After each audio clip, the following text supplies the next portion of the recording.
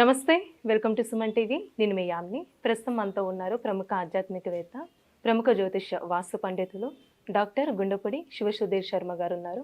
గురుగారితో మాట్లాడి మనకున్న సందేహాల గురించి అడిగి తెలుసుకుందాం. నమస్కారం గురుగారు. శ్రీమాత్రే నమః, శ్రీ గురుభ్యో నమః. గురుగారు, గత వీడియోలో మీరు శ్రావణ సోమవారాల గురించి తెలియజేశారండి. ఇప్పుడు మంగళవారాలు, అసలు ప్రత్యేకత ఏంటండి ఆ రోజు?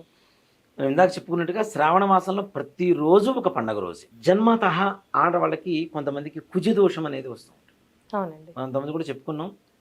కుజదోషం ఉన్నవాళ్ళు చిత్త, మృగశిర, ధనిష్ట నక్షత్రాలు ఎక్కువగా పడుతూ ఉంటారు. అలాగే మంగళవార జననం జరుగుతూ ఉంటుంది. అలాగే కుజుడు జన్మస్థానం కానీ, ద్వితీయం కానీ, 4వ స్థానం కానీ, లేదా 6 కానీ, 7 కానీ, 8 కానీ, 10 కానీ, 12 స్థానాల్లో ఉంటే కుజదోషం వర్తిస్తుంది. అలాగే శుక్రుడితో కలిసి ఉన్న, శుక్ర దృష్టి కలిగి ఉన్న, సమసప్తకాల్లో ఉన్న, షష్టాష్టక భావస్థితిలో ఉన్న, ద్వాదశ భావస్థితిలో శుక్రకుజులు ఉన్న తప్పనిసరి కుజదోషం అనేది వర్తిస్తూ ఉంటుంది. కుజదోషం వల్ల ముఖ్యంగా ఆరోగ్య పరిస్థితి, అలాగే వివాహం, సంతానం, వైవాహిక జీవితం, ఆర్థిక పరమైనటువంటి సమస్యలు ఇవన్నీ ఎక్కువగా వస్తూ ఉంటాయి. అలాగే ఆడవాళ్ళకి ముఖ్యంగా జన్మతః కొంతమందికి రావు, కానీ రజస్వల సమయంలో మరలా ప్రారంభమవుతాయి కొంతమంది. మంగళవారం అవ్వటం, ఈ కుజ నక్షత్రాల్లో అవ్వటం అంటే పుట్టిన జాతకం ప్రకారం కాదండి ఆ దోషం? రెండోసారి కూడా ఇక్కడ నుంచి కూడా మరలా రావడానికి అవకాశాలు ఉంటాయి. రజస్వల సమయంలో కూడా కొంతమంది మంగళవారం అవుతూ ఉంటారు, అక్కడి నుంచి వాళ్ళకి కుజ దోషం వస్తుంది. కుజ నక్షత్రాలు ఇందాక మనం చెప్పుకున్నాం, మృగశిర, చిత్త, ధనిష్ట నక్షత్రాలు అవ్వటం, అక్కడ కుజ దోషం వస్తుంది. అలాగే ఈ లగ్నం నుంచి ఉండేటువంటి ఇందాక చెప్పుకున్నటువంటి భావస్థితిలో ఈ రజస్వల అయినటువంటి సమయాన్ని బట్టి లగ్నాన్ని తీసుకుంటే లగ్నంలో ఇలాంటి గ్రహ స్థితి కూడా ఉంటుంది, వాటి వల్ల ఇప్పుడు కుజ దోషం వస్తుంది. ఇక్కడ రెండోసారి కూడా రావడానికి అవకాశం ఉంది. దీనివల్ల కూడా ఇవే సమస్యలు: వైవాహిక జీవితం, వివాహం కాకపోవడం, వివాహమైన సంతానం కలగకపోవడం, ఆర్థికపరమైనటువంటి సమస్యలు, అనారోగ్యపరమైనటువంటి సమస్యలు, గర్భదోషాలు ఇవన్నీ కూడా ఎక్కువగా జరుగుతూ ఉంటాయి. వంద్యా దోషాలు అంటారు కొన్ని. ఇలాంటి దోషాలన్నీ కూడా ఎక్కువగా రావడానికి కేవలం కుజుడే దోషకారకుడు అవుతాడు. మరి శ్రావణ మాసంలోనే వచ్చేటువంటి మంగళవారాలకు ఎందుకు చేయాలి? ఇక్కడ మిగిలిన రోజుల్లో మనం మంగళగౌరి పూజలు చేయము. ముఖ్యంగా ఏంటి అంటే శ్రావణ మాసం చంద్రుడు, కుజుడేమో మంగళవారం. చంద్రుడు చల్లగా ఉంటాడు, కుజుడు వేడిగా ఉంటాడు. వేడిగా ఉండేటువంటి కుజుడిని చల్లబరిచేటువంటి శక్తి కేవలం చంద్రుడికి మాత్రమే ఉంది కదా. రెండు, ఆ వేడిని తగ్గించేటువంటి శక్తి, వేడి మీన్ శక్తి, ఏదైతే మనకి దుష్ఫలితాన్ని ఇస్తుంటాయో అలాంటి చెడు శక్తిని కంట్రోల్ చేయగలిగినటువంటి శక్తి చంద్రుడికి ఉంటుంది. అందుకనే శ్రావణ మాసానికి అధిపతి చంద్రుడు కాబట్టి శ్రావణ మంగళవారానికి ఉండేటువంటి ఒక ప్రత్యేకమైనటువంటి రోజుగా మనం పరిగణిస్తూ ఉంటాం. అలాగే వివాహ కాలంలో మనం గౌరీ పూజ చేస్తూ ఉంటాం. అవునా? అమ్మాయిని కూర్చోబెట్టి గౌరీ పూజ చేస్తారు. అవునా? గౌరీ పూజ కాదు, మంగళ గౌరీ పూజ.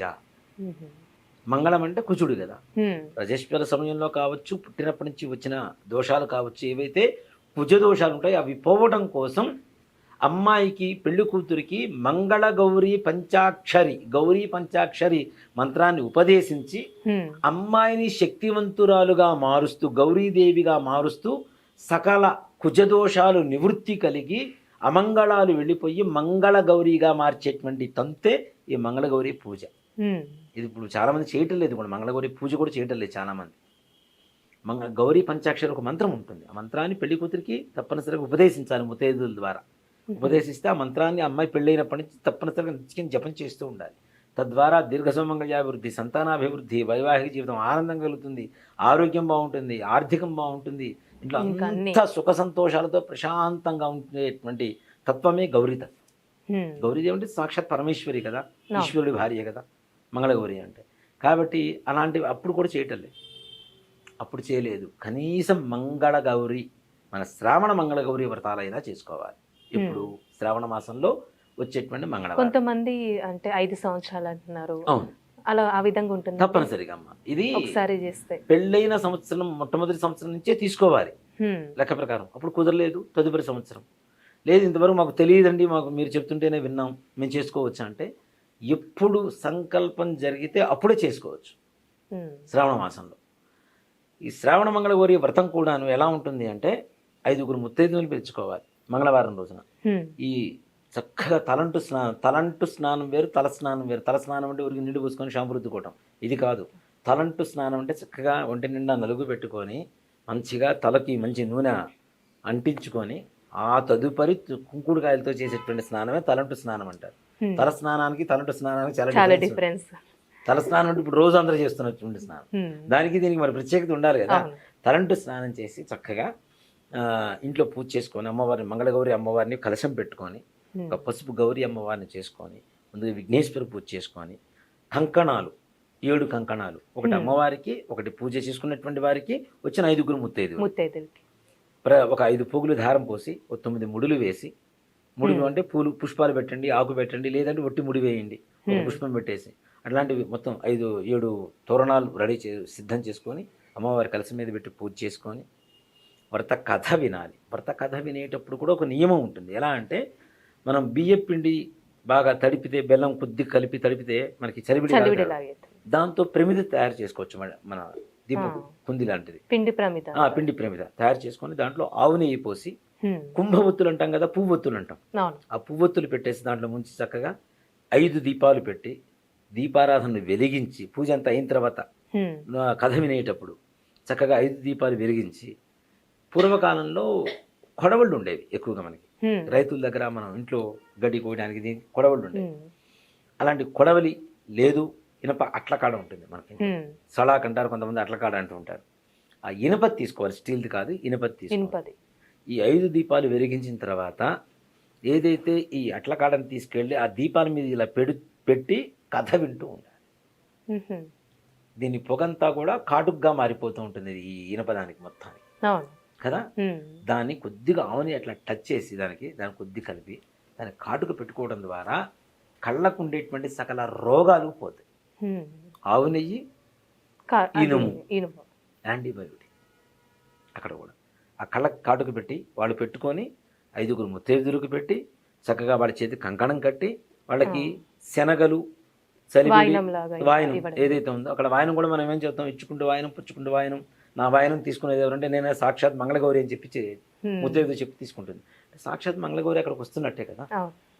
అలాంటి ముత్తైదుని తెచ్చుకొని చక్కగా వాళ్ళ కళ పసుపు పూసి బొట్టు పెట్టి ఈ కంకణం కట్టి ఆ వాయనం ఇచ్చుకొని, అలా ఎన్ని మంగళవారాలు వస్తే అన్ని మంగళవారాలు శ్రావణ మాసంలో ఈ మంగళగౌరి వ్రతం చేసుకోవాలి. అంటే ఇప్పుడు ఇది పెళ్ళైన వాళ్ళే చేయాలంటే, కొంతమంది పెళ్లి కానీ ఆడపిల్లలతో కూడా చేపిస్తారు. పెళ్ళైన వాళ్ళే చేయాలి, వాళ్ళే చేయాలి. అది కూడా ఇంకోటి కూడా ఏంటంటే, ఈ మొదటి మంగళవారం కుదిరింది, 2వ మంగళవారం కుదరలేదు, 3వ మంగళవారం చేసేసాం, 2వ మంగళవారం కుదరలేదు, వదిలేసేయటమే. 3వ మంగళవారం రోజున ఈ 2వ మంగళవారం 5 ముత్తైదువులు, 3వ మంగళవారం 5 ముత్తైదువులు, 10 మందిని కలుపుకొని పెట్టుకోవాలి.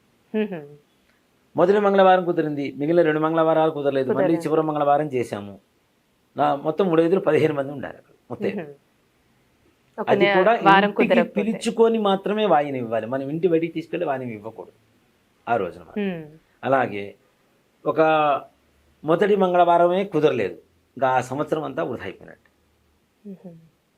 2వ మంగళవారం నుంచి మొదలు పెడతాను అలా కాదు, ఫస్ట్ మనం స్టార్ట్ చేసిందా, మధ్యలో కుదరకపోతే అలా.